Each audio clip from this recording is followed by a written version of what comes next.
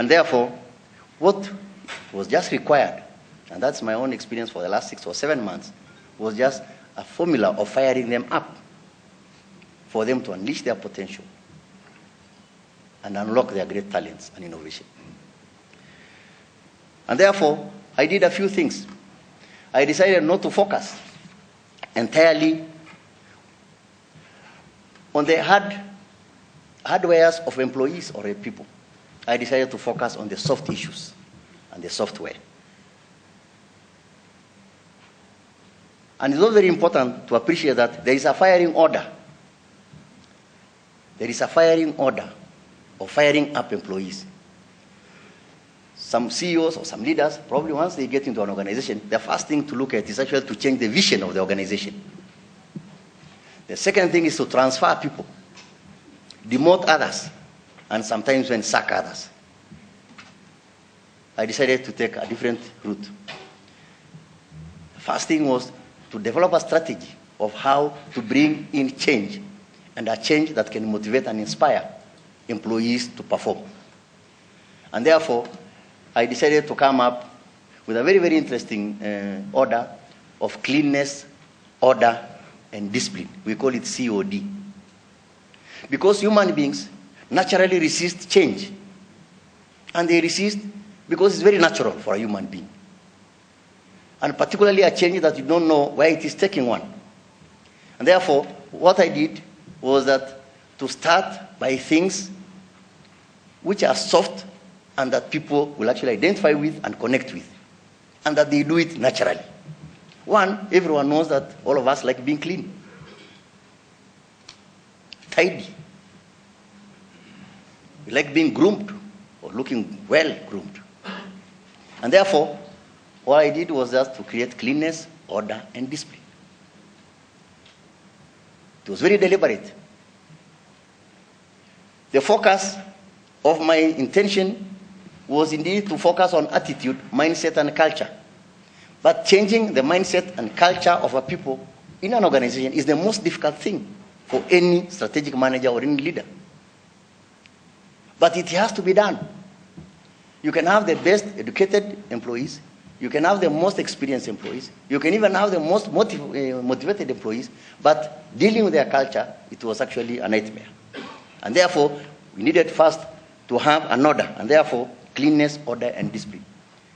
And this cleanness goes simply even to their homes. Talk about their homes. How do they clean their sitting room, their bedroom? And bring it to their office environment.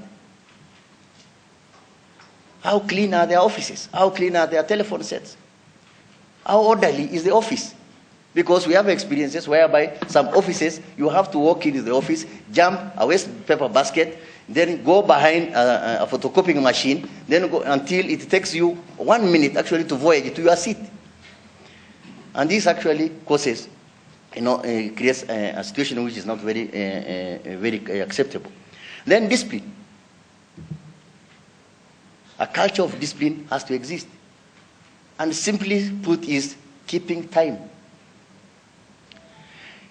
It is after cleanness, order, and discipline. And if you walk to Kenyatta National Hospital today, you could actually see our gardens are clean. Our wards are very clean. Our pavements are clean. You go to offices, things have changed. And through the Gemba Kaizen philosophy, which is continuous improvement. And by doing this, we are already attacking the mindset of the employees.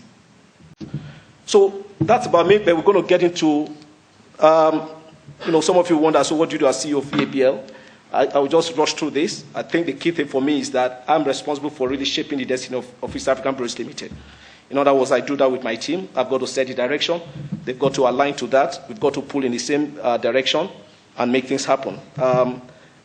At EABL, we are absolutely committed to delivering superior total shareholder returns in whatever way we measure it. In fact, we want to be the most celebrated, the most admired, the most loved company in East Africa. And by extension, I've been saying to the guys, actually, why not call the universe, Africa as a whole. So it's about strategic direction. It's about identifying and growing quality talent. I go out, I have a database of some really smart people, some of them from within your institute here. If I call some of the names that I have, you'll be surprised. I sit with my HR director every time, most often on Fridays, and I'm talking about, so who else do you know in sales, in marketing, in supply, in finance, in corporate relations, in HR, that's out there that I can talk to? And I've met quite a number of senior leaders, and I know I'm still going to meet many of you, but it's so important for us to identify and grow new talent for EABL.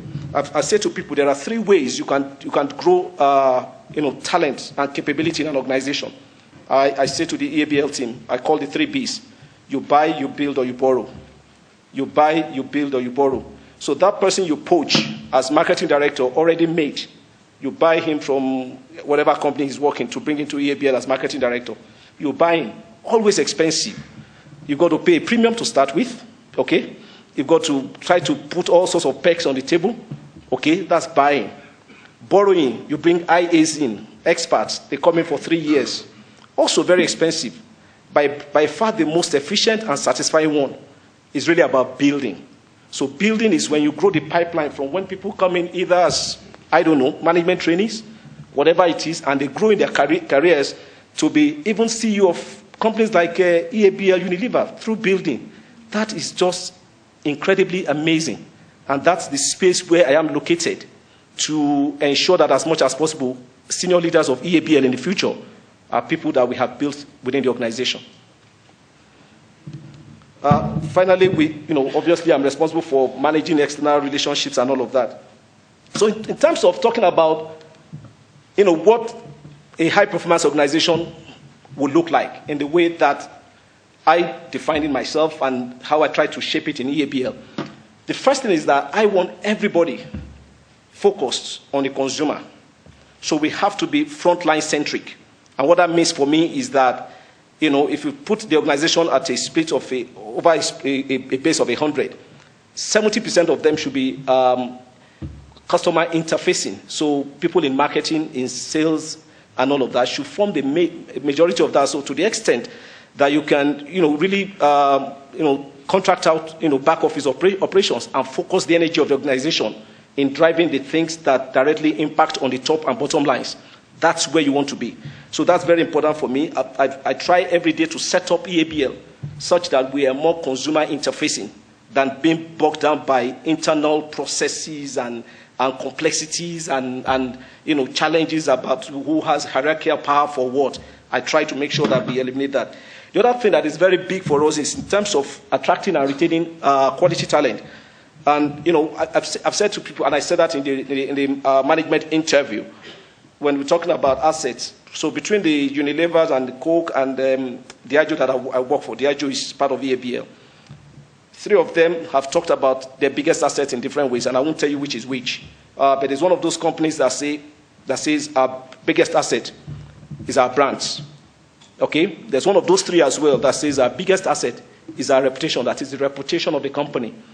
There's a 3rd one that says actually our biggest asset is our people.